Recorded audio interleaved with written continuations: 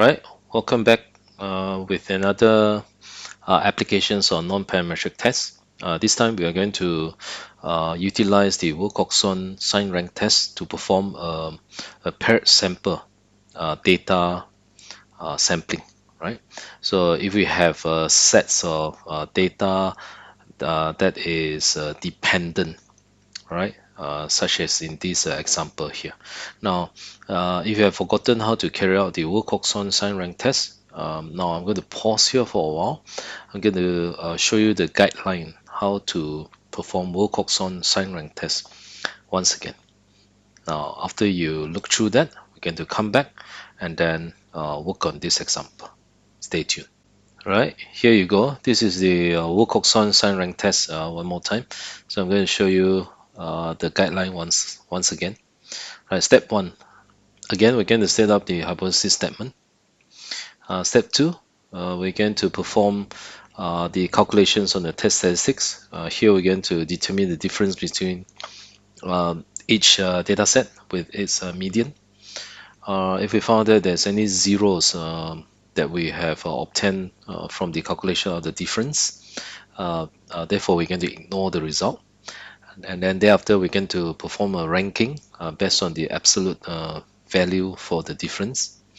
And then after that we're going to partition the sum of all the positive ranking and then partition all the negative ranking. So we're going to sum up the positive ranking and the negative ranking.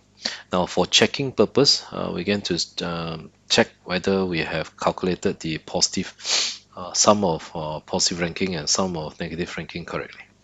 Now once we are satisfied with that, okay, so we are going to choose the suitable test statistics value. So here the test statistics value is always the smaller value between the sum of the positive ranking or the negative ranking. Then once you have determined that, we're going to refer to our data booklet or calculator to determine the critical value for this hypothesis test. And then thereafter we're going to compare this critical value with the test statistics. If we found that the test statistics value is less than the critical value, therefore we're going to reject the null hypothesis. All right, now I hope that is clear. We're going to get back to the questions now. We're going to go through a few examples to reapply these methods, but this time we're going to use it to perform the test on paired sample sampling. Right, stay tuned. Right, let's continue on with the first example, how to carry out Wilcoxon Signed Rank Test on paired sample data. Right? So in general, paired data sample refer to any sets of data that is dependent on each other. Right? Okay, now example number one. Let me scroll it up a bit. Okay. Right. Now, a few years ago, some people believed that math and English high school exams were of different levels of difficulty, and it was claimed that candidates were getting, on average, at least 1.25 grades higher in English than in math. So, a group of 8 students who took their high school exams at the time again the following results in math and English. Right, now you can take a look at that. Okay, so here we're going to make a table showing how many grades better each student was in English than in math. Okay, let's take a look how to deal with this. It's quite simple here. Okay, now before that, let me get you the data here. Okay, hold on. Okay, so here we have it. Okay. Okay. Now here I have already made the table here. So we have 8 students participated in this survey, and then their respective math grade and then English grades are shown here. Okay. Now the first step is we're going to determine how many grades better each student was in English than in math. Right? So I'm going to fill in the blank manually here. So we can see that English is doing a bit poorly compared to math by a difference of one. Right? But in this case, we are trying to compare how many grades better in English than in math. So it's a -1 unit better in this case, right? And then next is +1, of course. This is a plus because it's greater by 1 grade. And then next year is better by 3 grades. And then after that, we have 2 grades. So this is better by 2 grades. And then this one is not doing well by -2 grades. And then after that, we have the so this is doing very well. All right, so the difference is by let me see, B, C, D, E by 4 grades higher. And then after that, you can see that this is by -3 grades, 3 grades below. Okay, so C, D, E there. And then finally, there's no difference for the last one here. Right? So I hope that is clear in this case. You can see the grades difference. Here we are taking the subtraction of English with the math lesson. So you can check through their grades here. All right. Okay. Okay. All right. Now, once we are satisfied with identifying their grades as compared to math, we can actually put a sign onto those grades that show positive, which is much more greater than math here as a positive sign. So in general, we have 1, 2, 3, 4, 5. All right, 5 students that obtain better English grades as compared to math. All right, so that is our general conclusion for number 1. So we have done number 1. All right, so number 2, we're going to state the null and the alternative hypothesis for a test to investigate whether there is a difference of as much as 1 1/4 grades between math and English results. Right? So our null hypothesis will be the median. So here we'll say that the median number of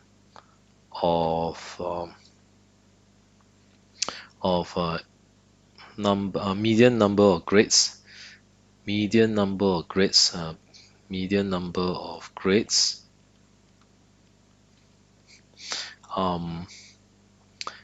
better in English. So here I just make it short, better in English. So better in English is 1.25. So because it says that 1 1/4, right? Now whereby our hypothesis, our alternative hypothesis would be median number of grades better in English as compared to math is let's say that is whether there is a difference of as much as 1. As much as 1 meaning that the maximum is 1, so this one must be less than 1.25 then. Right? So I hope you are okay with the second one here. Right? So generally we have done with the second one. Now the third one, we're going to use the data to carry out a pair sample sign test. So in general, it's a sign test. So we're going to perform the normal sign test on to this data here. All right. So before we start, As usual for sign test, we are using binomial distribution. Now I'm going to write down what does the x represent first before we carry out the test itself. So here x represent number of grades. Oops, sorry.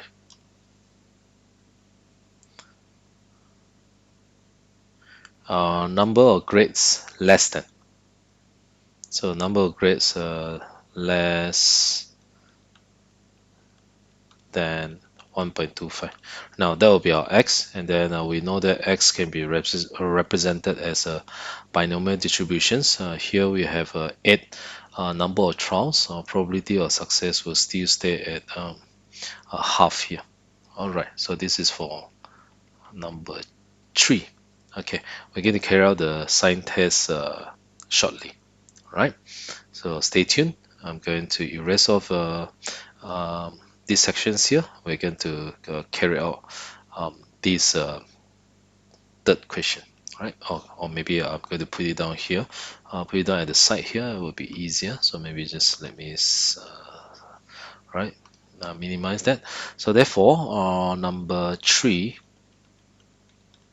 So our x is, so just let me rewrite that one more time, is 8.5 here, right? Now, for this test here, our alpha is 5%. So bear in mind, our alpha is 5%. This is a one-tail test, so 5%. The probability that we are interested to look for is this, whereby our x is greater than x. This one must be less than or equal to 0.05, which is 5% here. This is the type 1 error.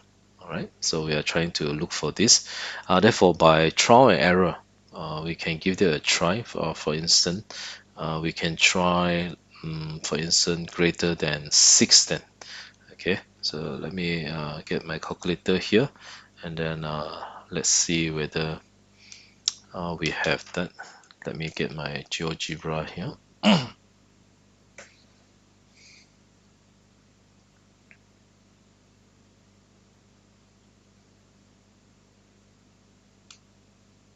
All right. Okay, let me get the probability calculator. So I'm going to remove off the rest because this is the only one that we are interested to look at here. Okay, so I'm going to minimize it as small as possible here. Right. And then I'm interested to find out the probability more than 6. This is a binomial distribution, so binomial distribution. And then the number of trials is 8, 0.5. And then I'm interested to get the upper tail, so greater than 6. I'm going to try error here. Now from my on the data that I have obtained, so probability of x greater than 6 is 0.1445. Okay, 1445. Okay, that is outside of the rejection zone. Then therefore I'm going to try px greater than 7 maybe. So let's give it a try and see whether it works or not. So 7. Right, 7 is just nice because 7 is 0.0352 here. So therefore, in this case, we found that the critical region, right? So here, the critical region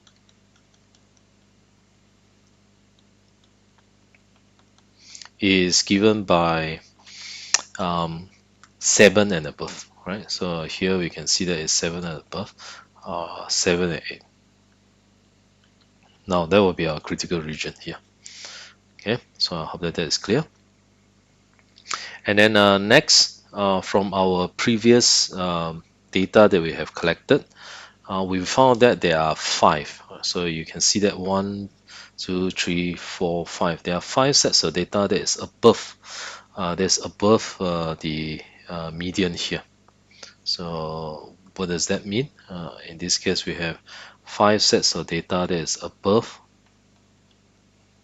the median 1.25, right? But we notice that the 5 is actually outside of the rejection region. Therefore, we don't have sufficient evidence to reject null hypothesis. Therefore, we're going to, or we can say that we fail to reject. We're going to accept the null hypothesis. By accepting the null hypothesis, we are saying that the median number of grades better in English. So the conclusions, there's a corrections over this section here. The conclusion should refer to median number of grades better in English than in math is equal to 1.25 here. I think I make mistake here, so I have make the corrections here. Now I hope that you are clear as we have accepted the null hypothesis. So I hope that is clear at this point.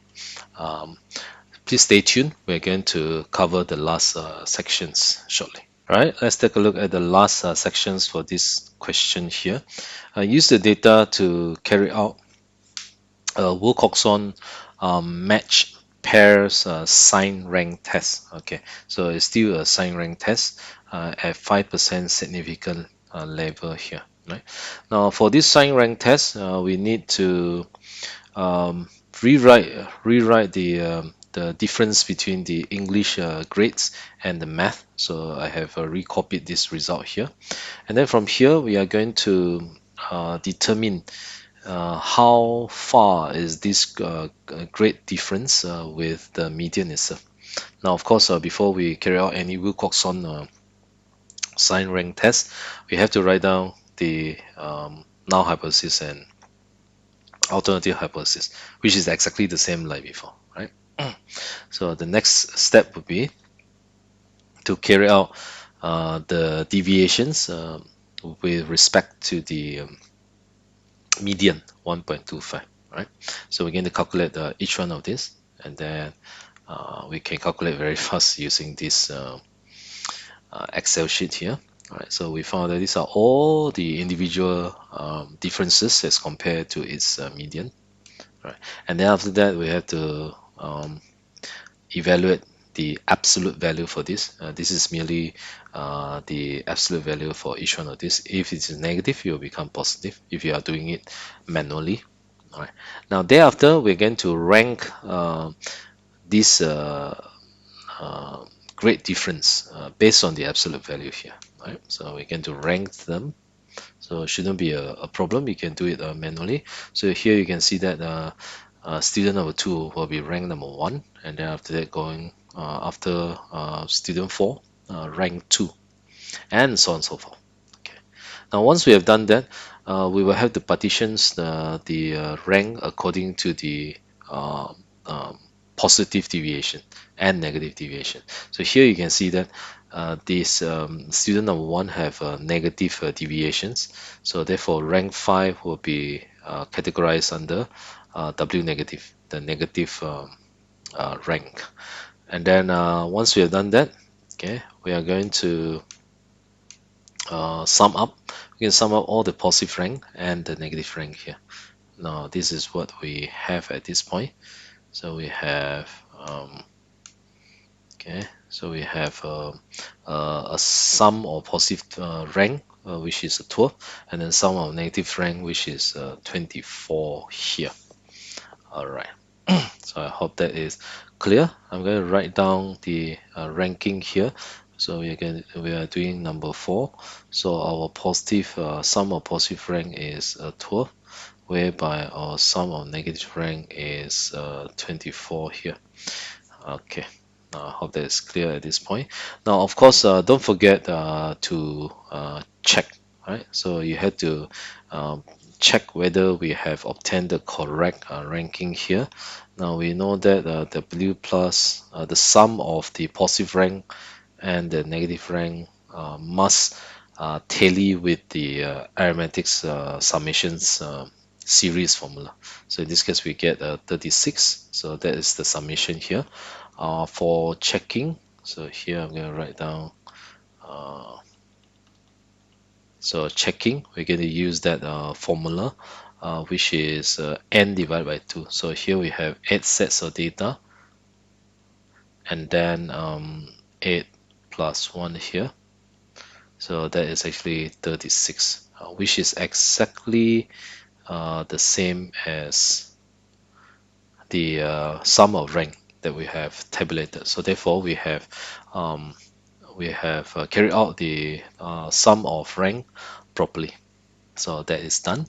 Now next we're going to carry out the test statistics. So let me minimize all this. Okay, we will need this shortly. Okay, so I'm going to do it here. All right, now we get to carry out the test statistics. Now the test statistics. All right. So the test statistics will be the smaller value between the W here. So the test statistics that we're going to choose here will be a 12. All right. Now, once we're done with that, we're going to refer to our data booklet um, for the significant level of 5%, sample size of 8 here. All right. Now let's refer to our data booklet here. So let me see whether we have our data booklet. Okay, so that is, let me pull it down a bit so that it's easier to refer here. We're looking at a sample size of 8, so that is a sample size of 8 here. All right, and then this is a one-tail test. So one-tail test is 5%. So we're looking at a 5% one-tail test. All right, so sample size is 8. Therefore, the critical value for our test is 5. So we're going to use that. Critical value is 5. So I'm going to minimize this, and then we're going to write this one down. Therefore, the critical value that we have obtained is 5. And then we know that the test statistics value is much more greater than the critical value. Therefore, we don't have sufficient evidence to reject the null hypothesis. As usual, as just like the sign test just now, we're going to accept the null hypothesis. By accepting the null hypothesis, we are saying that, so here I'm going to write down one more time. We are saying that the median number of grades better in English than in math is less, sorry, it's not, it's less than, is 1.25. Yeah, it is 1.25, sorry. So we accept it is 1.25. Right, so hopefully I have stated the correct conclusion for my previous questions there. Right, I will check back if there's an error. I will make a remark there. All right, so I hope that is clear for this question. All right, we're going to move on to the second question shortly. All right, let's take a look at the second example now. Okay, now this example was talking about 7 randomly selected economists were asked on 2 occasions to predict what the growth rate of GDP would be for the year ending in December 2015 in a particular country. Now, their predictions made in June 2014 and December 2014 were as listed below. So you can see that. Now, at a glance, we should see that there is an increase in the median prediction, okay, between June to December. Right here, we're going to use a Wilcoxon Signed Rank Test to test or to examine whether there is an evident at 5% level of significance that the economists become more optimistic, meaning that due to the increase in the median prediction. Right, so let's test itself. Right now, before we perform any Wilcoxon Signed Rank Test, we have to list down all this result in the form of the table here. So let me bring up the table once again. Where is it? Okay, I don't want to come out. Okay, here's the table. So we have the economists here, A to G. Here the J stand for the June prediction, D stand for the December predictions here. Now, of course, the first step is for us to obtain or evaluate the difference between June and December here. So we're going to find out if there's any increase on, like this one here. There's no increase, and then okay, so the negative actually show that there is an increase. So there is an increase in this case. Okay, hold on, just let me check. All right, I think I made a mistake here. Let me correct that, because we are trying to see whether there's an increase in their predictions, whether the economists are more optimistic. Right, I think here it should be the other way around. The December predictions subtract with the June predictions here. So therefore, this one will be total opposite now. It will be this one subtract with this one here, right? So therefore, yes, there is an increase in the prediction here. Okay, so now I'm going to correct that, and then after that, I will be able to get the absolute deviation. Yeah, there you go. So from here, we're going to perform a ranking based on the absolute deviations that we obtain here. All right, so I'm going to rank them first, and then once I finish ranking them, I'm going to work out the positive ranking, the sum of positive ranking and sum of negative ranking here. So I'm going to determine the positive ranking. How many of them is positive ranking? Now you only see that there's only one that is negatively ranked in this case. So let me see here. Oops, I think I should increase it a bit. Yeah, correct. So from here, I should be able to, let me get that. Okay, now that will be our ranking. Okay, and then thereafter we're going to sum up the ranking here. So I'll get the sum of the positive ranking.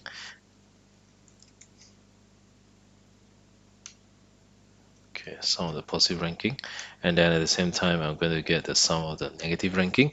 It's very obvious that there's only one there.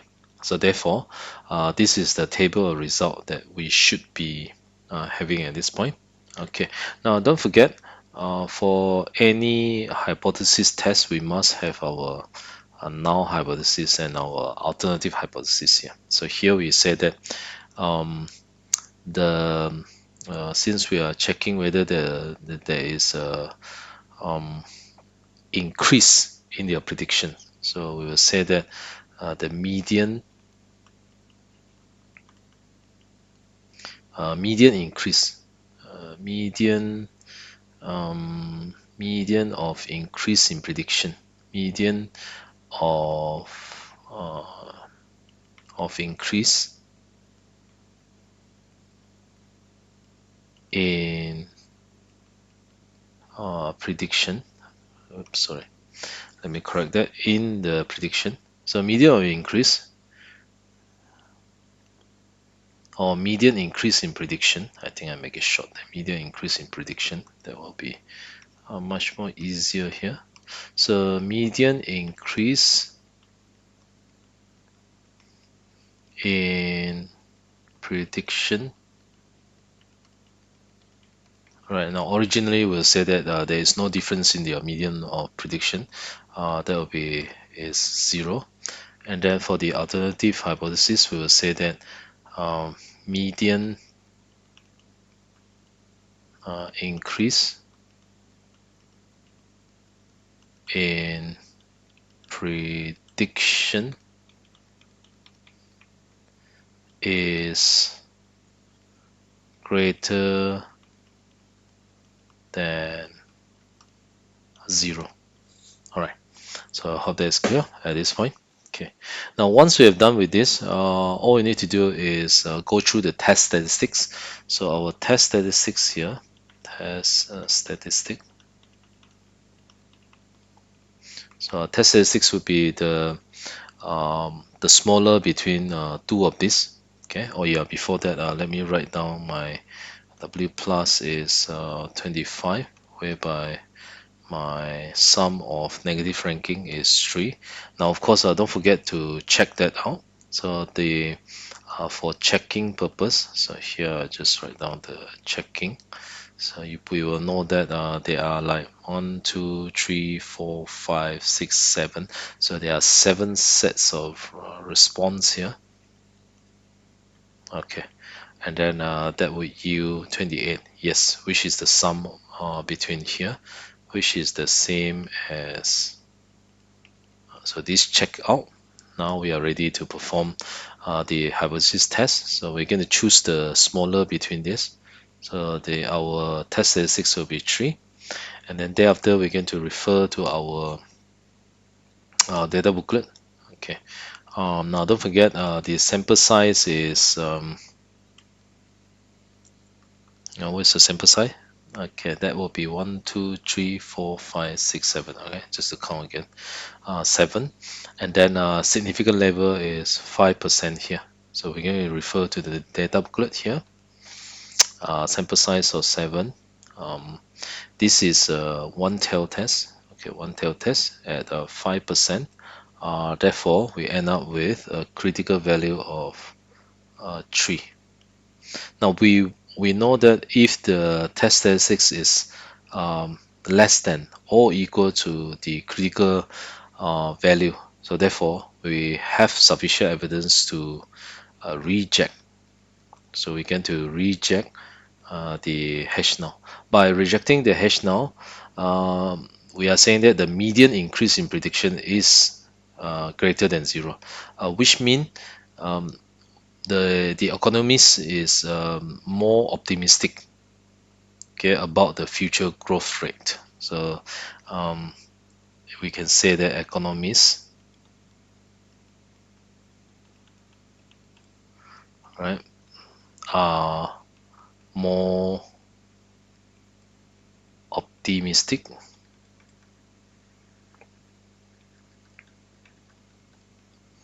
um, about future growth here. All right, so I hope that is clear at this point. Okay, it's not a tough test to perform here. So that's one of the reason why most of this non-parametric test is quite easy and straightforward. Right? I hope that is clear.